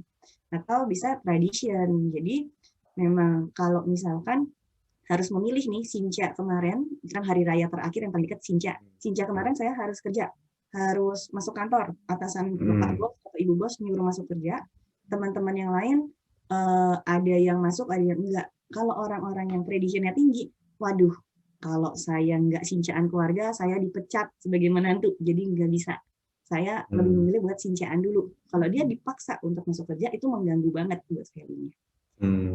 Tapi buat orang-orang yang achievement, mungkin nggak masalah. Ya udah, saya nggak usah masuk kerja, saya nggak usah kumpul keluarga. Tapi saya bisa target nih, nanti bonusnya gede. Maaf ya Bapak Ibu, Om Tante, kakak adik, saya nggak sincaan dulu, saya mau kerja. Gitu. Jadi itu tadi pengaruh-pengaruh dari value yang kita punya ke apa yang akan kita pilih di karir, dan tindakan-tindakan apa yang akan kita pilih ke kerjaan. Sampai di sini dulu, ada yang mau ditanyakan nggak? Cukup jelaskah penjelasannya? Kayaknya ternyata kompleks juga ya. Padahal dari bentuk tesnya cuma mengurut-ngurutkan ya. Tapi ternyata itu urutan-urutan itu berdasarkan dari ya ini nih, yang dalam lingkaran-lingkaran ini ya, Kak Tika ya. Jadi kalau tadi teman-teman sempat mengurut-ngurutkan, nah ini jadi masuklah ke dalam si lingkaran ini. Makanya nanti kalau pas dari hasilnya bisa dilihat tuh ya, yang mana yang paling penting, mana yang paling kurang penting ya, gitu dibilangnya gitu. Yes, Oke. betul sekali. Oke, kita lanjut dulu sedikit lagi. Nah, nanti sebetulnya kalau teman-teman mau dapat bahan ini juga bisa kok saya share. Jadi kalau apa sih titik-titik ini satu-satu gitu ya, dibacain mungkin text time, bisa. Ini tadi ada coretan-coretan kayaknya nih. Ini siapa yang coret-coret tadi ya? Coba saya clear. Ya. Oke. Oke, jadi di sini yang tadi value yang di atas itu ada, nah di bawah ini sebenarnya kata-kata kuncinya, Ko Jule dan teman-teman. Jadi apa sih benevolence itu, apa sih conformity, apa sih tradition, ini kalau mau secara cepat gitu baca, ini adalah kata-kata kuncinya. Supaya kita kebayang. Dan kalau misalkan, ini trivia information aja sih, di beberapa penelitian di luar negeri, itu value itu ada 10 sebetulnya. Tapi setelah kita riset-riset cari tahu bedah-bedah, kita sarikan lagi, kalau di Indonesia tuh lebih cocok memang yang 12 value. Tambahannya adalah faith dan humility. Kalau faith itu perkawinan antara security dan power, ada di bawah nih. Jadi kita butuh merasa aman, kita butuh juga dihargai, apa ya, diuongke kalau bahasa Jawanya. Jadi itu kayak value mirip-mirip sama value Jawa juga sih sebetulnya. Kita harus menjaga image tadi yang Kojul bilang. Jangan sampai kita dianggap penipu. Kalau dulu mohon maaf nih, bukan bermaksud menyinggung ya. Cuman kan ada kan yang begitu dia gabung dalam satu bisnis tertentu, kalau dikontak langsung teman-temannya menghindar. Karena berasa, nanti ditawarin asuransi, atau ditawarin MLM tertentu gitu. Akhirnya begitu diajakin, yuk mau nggak kamu ikut MLM ini? Enggak nanti saya dianggap nipu, nanti saya nggak punya temen. Berarti itu value based tuh yang main di sana. Ada kebutuhan untuk dipandang baik juga oleh orang-orang di sekitar. Dan salah apa enggak? Ya enggak gitu. Karena semua value ini baik. Ada juga humility. Humility ini juga sesuatu yang khas di kita, perkawinan antara universalism sama conformity. Jadi kita mau bantu orang, kita mau berkontribusi lah tadi ya for the greater good, tapi kita juga nggak mau sampai kita nggak sama orang-orang di sekitar kita. Kita mau tetap diterima oleh lingkungan, oleh orang-orang teman-teman kerja kita misalkan. Jadilah dia orang yang mementingkan humility. Mengakui kelemahan diri, mengakui kalau punya kekurangan. Orang tuh ya harusnya humble gitu. Itu juga ternyata kekhasan-kekhasan yang ada di kita. Ngaruhnya Jadi apa ke tempat kerja? kalau ngomongin ini berarti 12 profil ini bukan berarti ada yang baik, ada yang buruk. Sama ya, semuanya equal Betul. gitu ya, netral gitu teman-teman. Jadi kalau teman-teman merasa bahwa, oh ya saya kayaknya pas lagi dapat hasilnya, saya, apalagi saya nih, saya sharing punya saya ya, Kak Tika ya. Boleh Saya tuh banget. sukanya hedonism, enjoyment. Karena kayaknya hedonism tuh kayaknya ini banget gitu. Padahal artinya apa? Coba dilihat di situ. Ada yang enjoying life, ada pleasure-nya, ada menemukan kesenangan, keseruan kali ya gitu ya. Hal-hal yang menyenangkan di keseharian gitu. Kalau misalnya nggak dapat seneng-senengnya, nggak dapat sisi fun-nya, maka jadinya bosen, makanya jadinya nggak termotivasi. Itu kaitannya erat banget tuh antara value sama motivasi gitu. Mungkin kayak gitu sih. Atau contohnya kayak tadi, yang base tadi ya, kalau ngerjainnya MLM, ngerjain asuransi, saya tidak termotivasi untuk kerja gitu. Ada kan akhirnya, udah deh kita coba-coba aja deh, mumpung lagi susah begini, kerjain asuransi aja atau kerjain MLM aja. Tapi nggak gerak-gerak. Kenapa? Karena mungkin value kita adalah value face yang tadi kayak tadi Katika ada nyampein. Dan itu bukan berarti jelek gitu. Kenapa? Karena nanti hubungannya sama tempat kerja kita, lingkungan kerja kita, berarti mungkin kurang cocok menjalankan itu karena nggak sejalan value-nya gitu. Betul sekali Kojul. Mestinya kalau teman-teman yang ikut MLM asuransi mesti di-assess dulu ya dengan seperti ini ya. Kalau begitu face, jangan deh gitu. Betul, itu namanya resiko ya, resiko. Resikonya kecocokan. besar, kecocokan ya. Gitu. Oke. Jadi teman-teman ingat bahwa 12 profil ini bukan berarti ada sesuatu yang baik dan ada yang jelek. Ada yang baik banget, ada yang jelek banget. Enggak, semuanya sebenarnya netral sih ya, gitu ya. Dari tergantung apa yang kita adopsi gitu. Oke, monggo Kak Tika. Terus Kojul saya jadi mau komentar sedikit aja. Orang-orang yang punya value enjoyment, ini kenapa kita akhirnya di tes ini kita memang ganti, bukan hedonism ya, karena hedonism tuh negatif banget gitu loh. Konotasinya gitu ya, konotasinya negatif. di kita kan negatif. Sementara sebenarnya kalau kita bedah lagi teorinya, lebih pas kata enjoyment. Yang tadi menikmati hidup, pleasure, dan kalau orang-orang yang punya prinsip atau value enjoyment, biasanya kalau bikin event seru. Kalau bikin acara-acara apa ya, ulang tahunan lah, atau bikin acara trip, bikin event sesuatu, itu biasanya seru dan berkesan. Karena memang itu yang mereka kejar, dan itu yang mereka anggap penting. Jadi kalau misalkan, saya kebetulan punya teman juga value-nya enjoyment, kalau kita ada bridal shower, pasti dia PIC-nya. Dan dia ada aja kepikir bikin itu jadi spesial. Tapi kalau dikasih ke saya, ya kayaknya paling saya akan membuat itu jadi krik-krik-krik gitu. Mungkin saya suruh baris satu-satu, suruh nulis jurnal, gitu kan capek mereka. Gitu. Jadi jangan khawatir gitu. Value apapun itu punya tempat shining-nya sendiri-sendiri. Tapi kalau tidak di karir yang pas, ya nanti PR-nya adalah apakah kita memang mau shifting value yang kita punya, atau ya kita ganti sepatu, gitu. Kita ganti tempat kita berkarir justru yang sesuai dengan value yang kita punya. Oke, jadi ada pertanyaan lagi nih Kak Tika nih dari saya pribadi. Bisa nggak sih berubah? Contohnya, saya nih tadinya enjoyment nih. Lalu kemudian tahun depan saya berubah nih, tahu-tahu jadi self direction atau jadi tradition. Mungkin nggak kayak gitu tuh Kak Tika? Apa sih yang bisa bikin berubah-berubah? Atau kayak contoh sederhananya, kemarin kan kita udah tes nih. Nah, terus kemudian bisa berubah nggak sih hasilnya? Nah, kayak gitu. Yes, pertanyaan yang bagus Kojul. Sebelum saya jawab, saya juga mau tanya ke teman-teman dulu. Coba teman-teman di chat dong, menurut kalian, value kalian bisa berubah apa nggak bisa berubah sih? Kalau bisa berubah kenapa gitu ya, kalau nggak bisa berubah kenapa gitu ya. Jadi biar kita coba cek dulu nih teman-teman nih. Bisa kayaknya. Bisa kayaknya. Relatif menetap. Ada lagi. Bisa berubah atau menetap nih. Sesuai pertumbuhan pemikiran. Oke. Bisa berubah sesuai usia dan lingkungan, bisa menyesuaikan personal growth, bisa dengan tuntutan peran, bisa tergantung lingkungan, mungkin berubahnya nggak ekstrim, bisa karena lingkungan. bisa kalau kita menyadari itu dibutuhkan. Wah, ini reflektif banget. Cocok kita kayaknya nih, Rizky. Relatif sesuai usia dan kondisi keluarga. Oke. Ada lagi yang mungkin lagi mengetik, bisa di-enter? 3, 2, 1. Oke. Selesai. Jadi gimana tuh Kak Tika? Tergantung sebetulnya jawabannya, Kojo. Ada orang-orang yang value-nya memang sudah kekeh sumekeh gitu ya. Intinya mereka susah untuk berubah karena mereka memang pegang itu sekali.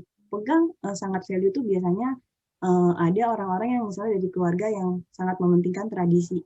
Tradisi ini bisa dalam arti tadi acara-acara keluarga atau ajaran agama atau juga apa yang memang belief yang mereka pegang. Contohnya, saya pernah ketemu orang seperti biasa dalam proses wawancara interview kerja, dia milih untuk resign, kembali ke pekerjaan-pekerjaan yang gajinya wow. Kan selalu itu yang membuat kita bertanya-tanya ya, lu kayaknya enak banget hidupnya, kenapa resign? Ternyata dia merasa tidak sesuai dengan value dia, di mana menurut dia kerja itu ibadah. Jadi kalau dia menjual produk yang riba, artinya mengambil laba, mengambil untung, ada bunga, itu dia dosa. Itu masuk tradition juga tuh. Karena dia nggak tenang, dia pilih untuk ya udah, saya resign. Saya tahu sih anak istri saya akan lebih susah hidupnya. Anak saya nggak akan masuk international school, mungkin sekolah negeri di kampung gitu. Tapi ya saya akhirnya memilih untuk melakukan itu karena ini nggak bisa banget sejalan sama value saya yang tadi. Ada juga yang kerjaannya di marketing lalu memilih untuk resign juga. Kenapa? Karena kerjanya di marketing minuman bir. Jadi dianggap itu haram. Kok saya kerja di sana ya? Terus saya harus entertain atau jam kerja saya malam keluar masuk bar secara jualannya bir. Jadi rasanya kok nggak pas ya, nggak seret ya. Saya dididik untuk jadi anak baik-baik yang lurus. Sebenarnya kan nggak salah juga ya keluar masuk bar jualan bir gitu. Tapi kalau buat dia value-nya adalah itu nggak baik, ya jadinya konflik. Dan dia akhirnya prefer untuk nggak mau deh, mending saya merelakan ini, walaupun saya tahu saya akan hidup susah, mending saya keluar. Gitu. Itu berarti dia pegang banget tuh ya value yang dia punya. Kalau dipaksa, dua-duanya menderita. Tapi ada nggak yang berubah? Banyak. Tadi, usia, pengalaman hidup. Kalau saya lihat tuh, kalau usia-usia muda, yang penting tuh yang growth, yang tadi. Yang penting stimulation, value-nya. Menarik, hal baru, menantang, explore, jadi relawan. Tapi begitu punya tanggungan, punya tanggung jawab entah orang tua, entah adik, entah anak, pasangan, kadang bergeser. Jadi yang lebih ke tradition, conformity, security, apalagi zaman pandemi.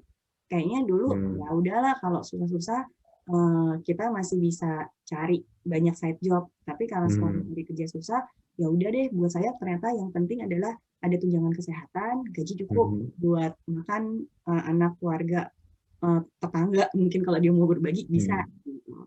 Bergeser jadinya ke value security. Bisa.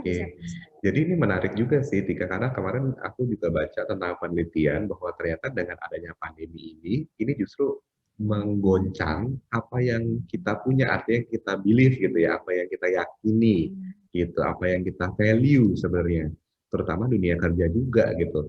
Yang tadinya kita pikir aman-aman aja, yang kita pikir tadi baik-baik saja, bahkan bisa bertumbuh besar, kemudian bisa jadi ya udah drop-dropnya. Pengalaman saya gini, saya pernah tadi Tika sempat ngomongin juga tuh apa enjoyment. Kenapa saya juga menekuni, saya bawa tour Tika. Jadi ya kan, kita kan bawa tour nih. Tapi sekarang pandemi kan udah nggak ada yang mau dibawa lagi dong ya, dunia pariwisata jeblok banget, benar nggak? Nah, jadinya harus memikirkan nih bagaimana caranya untuk bisa tetap bertahan dong di kondisi sekarang ini. Makanya teman-teman sekarang ini, teman-teman tour leader saya dulu, itu bikin kegiatan-kegiatan yang lain. Makanya nggak heran ya ketika yang misalnya dari psikolog toto jadi tukang masak ya, jadi baker gitu ya.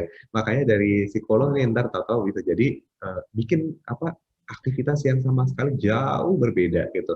Atau bahkan masih menekuni juga, aku masih seneng nih untuk ngobrol sama orang, akhirnya bikinnya webinar, akhirnya bikinnya kalau mau tour tuh sekarang ada tour virtual kayak gitu ya. Nah, jadinya bagaimana kita beradaptasi juga sih dengan tuntutan kita gitu. Dan ini contoh yang paling nyata sekali bahwa ternyata bisa berubah ya, Katika ya, ternyata bisa berubah, ada kemungkinan bisa berubah. Dan ada kemungkinan juga ya kekeh sumekeh gitu istilahnya, tetap berada di sana, tetap kita pegang dengan teguh karena memang sudah dari mengakar banget gitu. Ya itu sih, gitu. Yes. Dan nggak ada yang salah juga sebetulnya Kojul. Kayak tadi misalkan kalau Kojul kan berarti clear ya value hedonism atau enjoyment-nya nih. Jadi akhirnya walaupun berganti tadi minatnya atau bidang usahanya dari tour and travel jadi mungkin lebih banyak Zumbinar sementara ini, kan tetap enjoyment, tetap bantu orang juga. Jadi tetap value yang sama, cara channelingnya aja yang beda atau geser. Tapi ada orang yang benar-benar berubah value-nya dari enjoyment berubah jadi security karena ternyata mungkin ada anggota keluarga yang sakit merasakan wah cari uang buat pengobatan tuh luar biasa susah ya, buat rumah sakit tuh mahal banget ya.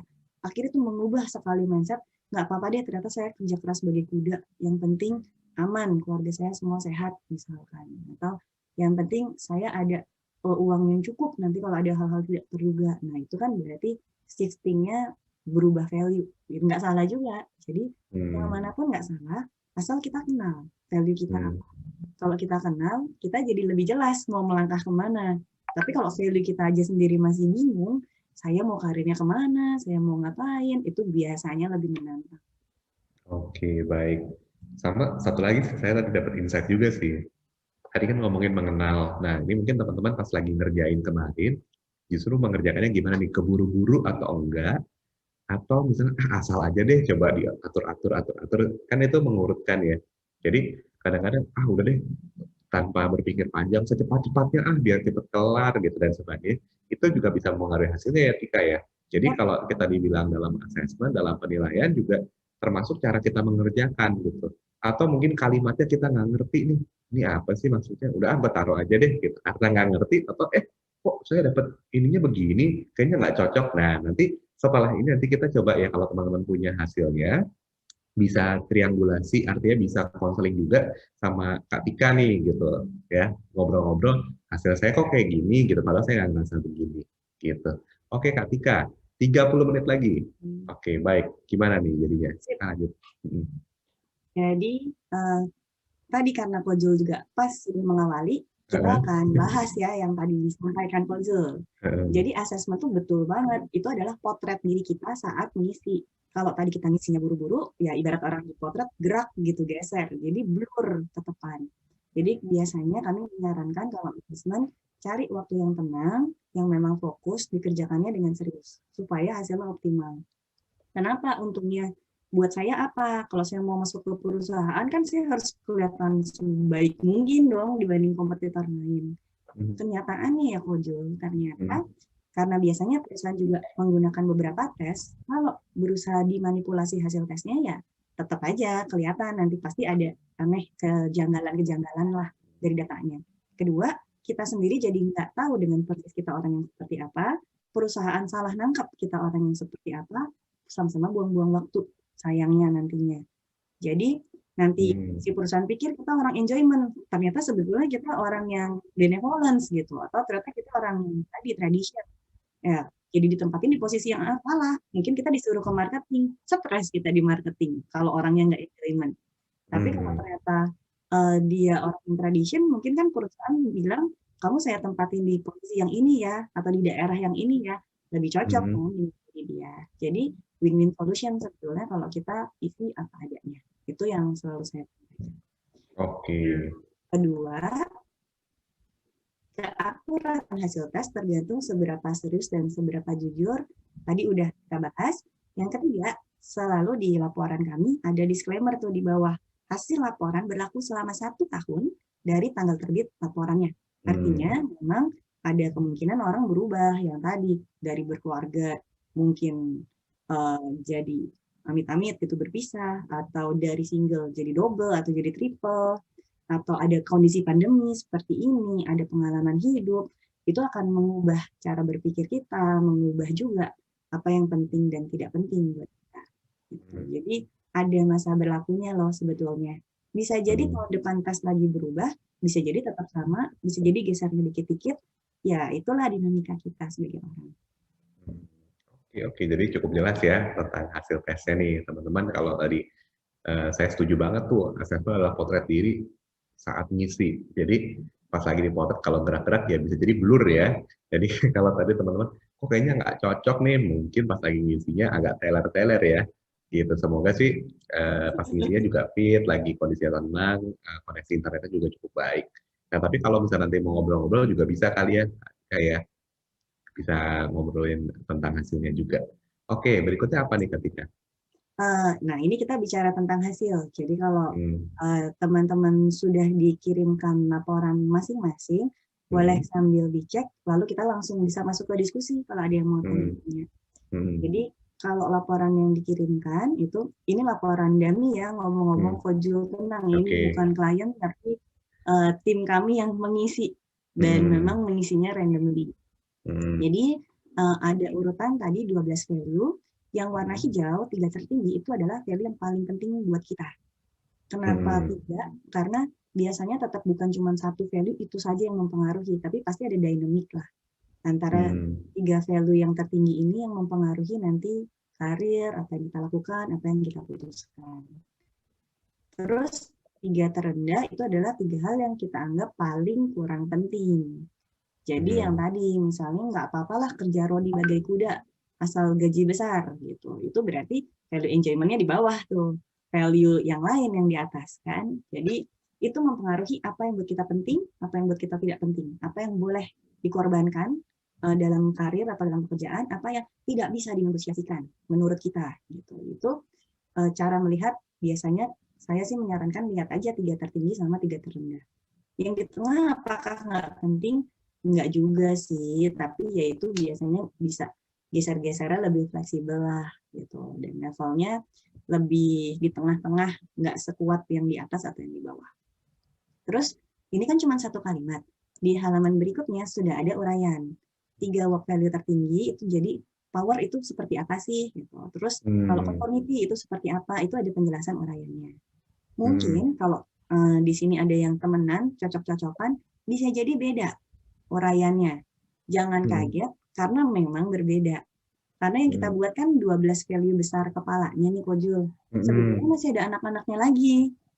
Jadi self direction itu ada yang self direction thought, jadi kebebasan berpikir, ada yang self direction action, kebebasan bertindak. Nah, itu beda sebetulnya perilaku orangnya nanti. Itu yang kita tulis di uraian. Baik, jadi kalau di situ mungkin kata-katanya jadi personalized banget ya, tergantung dari kita ini ya. Betul. Jadi tesnya simpel sih, tapi tenang, kita sudah hitung secara valid, reliable, dan mabok gitu ya perhitungan statistiknya, sehingga keluar laporan yang seperti sekarang. Nah, mungkin kita bisa diskusi dulu kali ya, Kojo. Oke, Kira-kira boleh dari teman-teman. ada yang mau ditanyakan Kak terkait? Teman-teman kan udah dapat hasilnya nih, mungkin bisa tanya juga bagaimana cara bacanya, atau mungkin bisa kok saya dapatnya hasilnya begini dan gimana gitu. Jadi monggo aja, boleh diketik boleh atau buka open mic-nya gitu. Jadi bisa sambil ngobrol-ngobrol. Monggo ya. Oke, kita buka nih sesinya untuk saya jawab.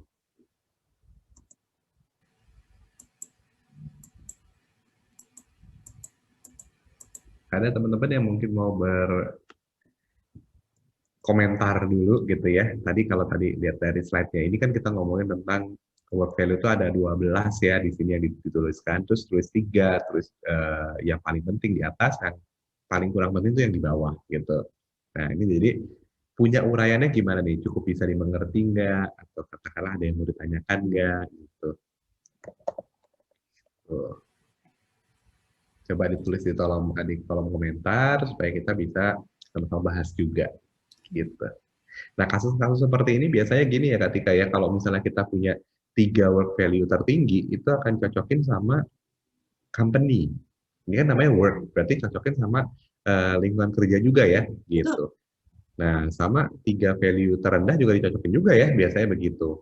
Betul. Nah, ya, kalau saya sih kebayang gini ketika dapat inspirasi teman-teman, apalagi yang mungkin teman-teman masih mahasiswa atau sekarang lagi posisi job seeker dan sebagainya. Nah, mungkin bisa nih untuk mengevaluasi apakah saya punya value itu cocok dengan pekerjaan yang saya idam-idamkan.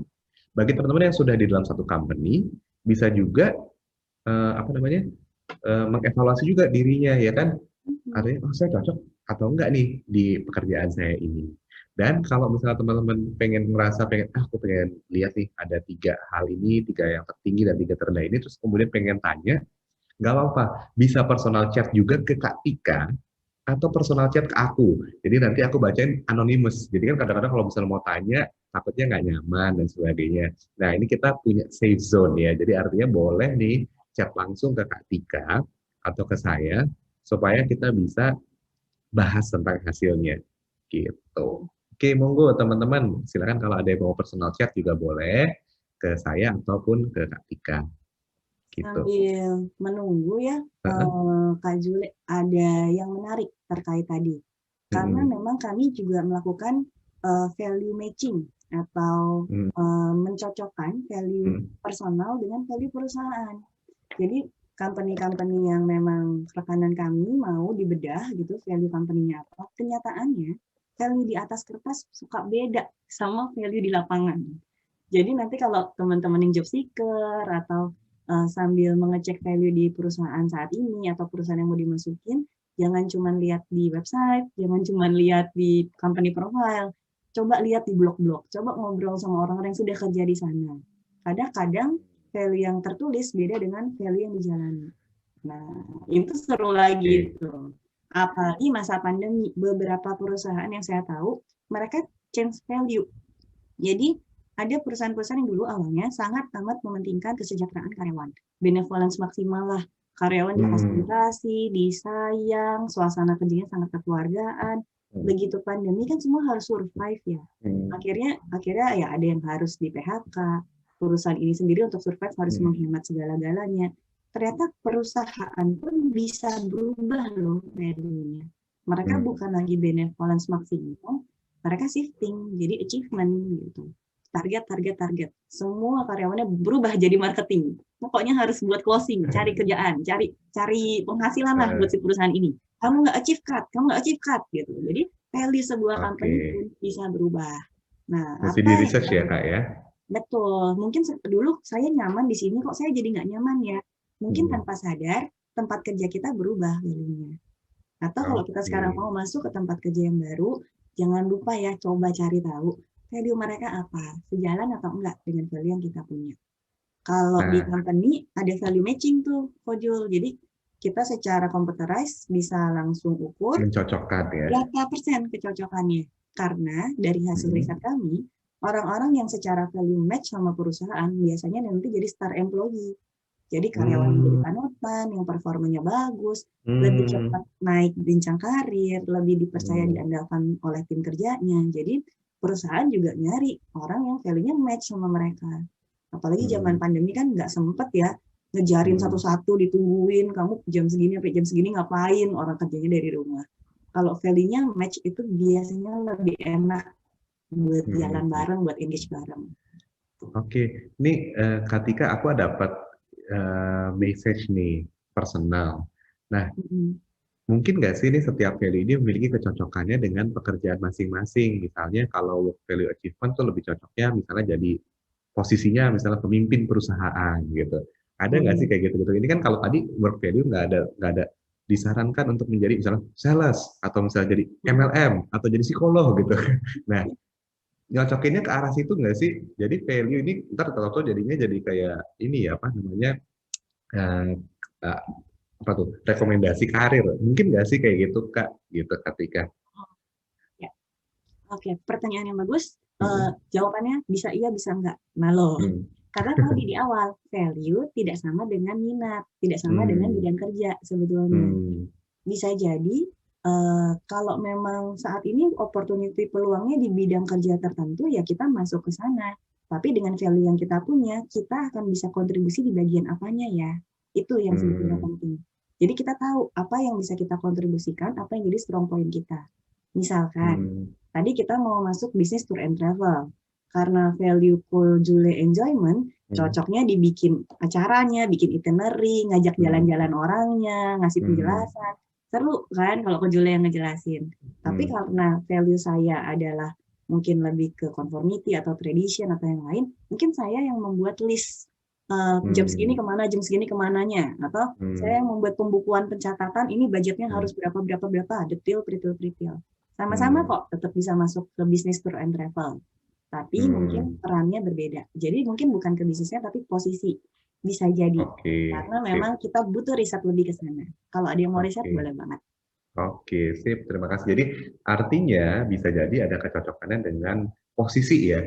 Kecocokan dengan posisi, nggak cuma industri aja ya, tapi bisa jadi posisi gitu, tergantung. Tapi kalau jawaban yang lengkapnya adalah ada baiknya teman-teman juga dapat full view, pandangan penuh. Misalnya contohnya tadi kita ngomongin ada value, ada minat, ya kan? Siapa tahu ada lagi inteligensi, ya kan?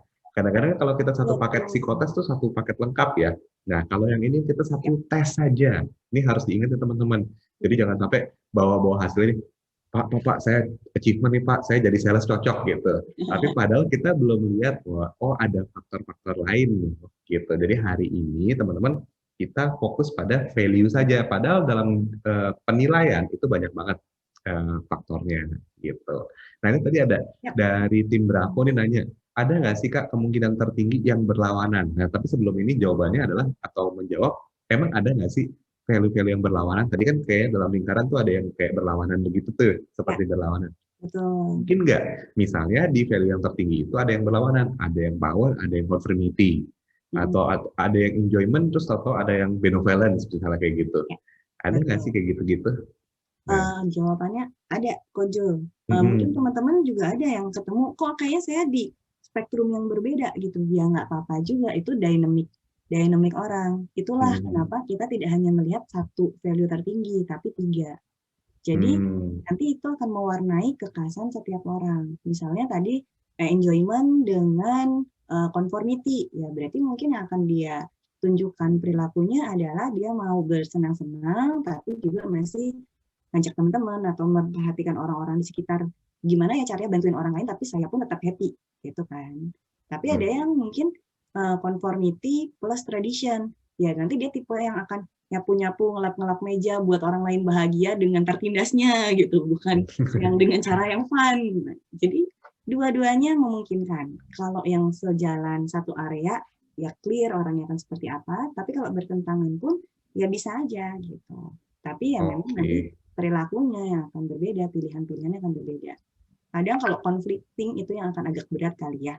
Misalnya tradition, tapi juga saya pengen coba hal baru, gitu. Tapi saya juga butuh security nih. Saya pengen ada kebebasan, eksplorasi, stimulation. Tapi saya juga butuh gaji yang pas, gaji yang tetap. Nah itu nanti seninya. Berarti karir mana nih yang bisa memenuhi kedua value yang kita punya. Ada kok kalau dicari. Jadi kalau misalnya siapa tahu kayak tadi ya itu contoh yang bagus banget tuh, mau ada kebebasan tapi juga butuh kestabilan gitu ya.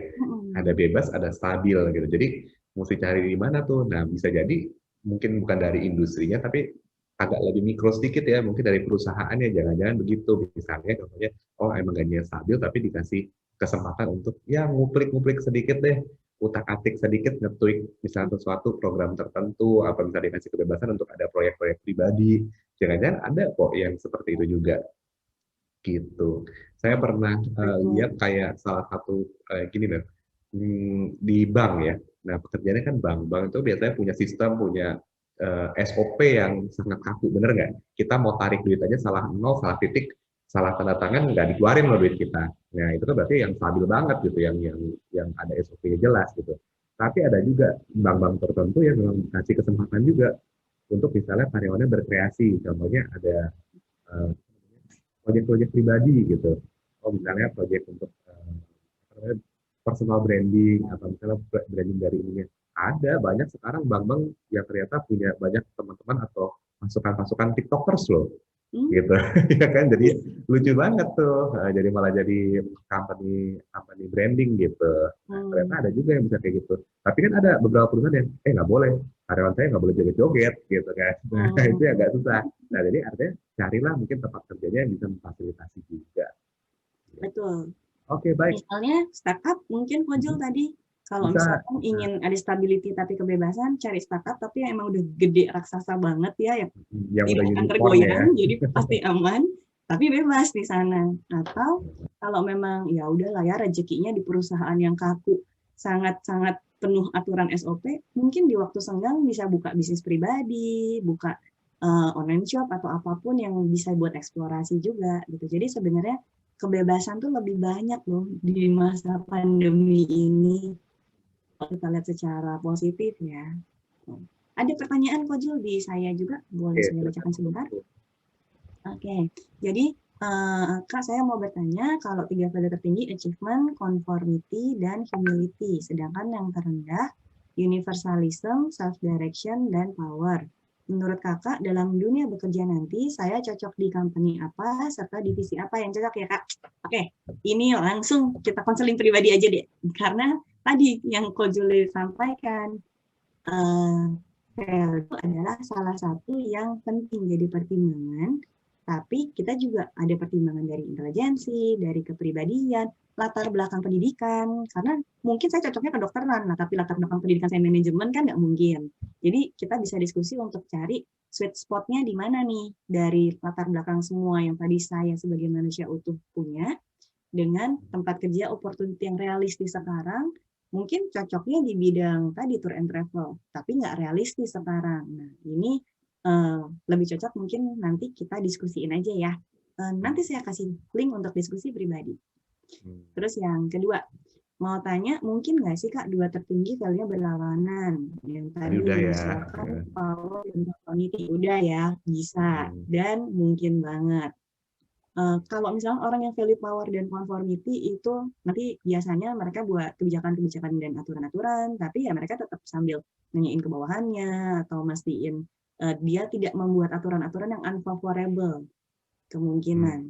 Atau akan ada orang-orang yang buat aturan yang potong gaji semua orang.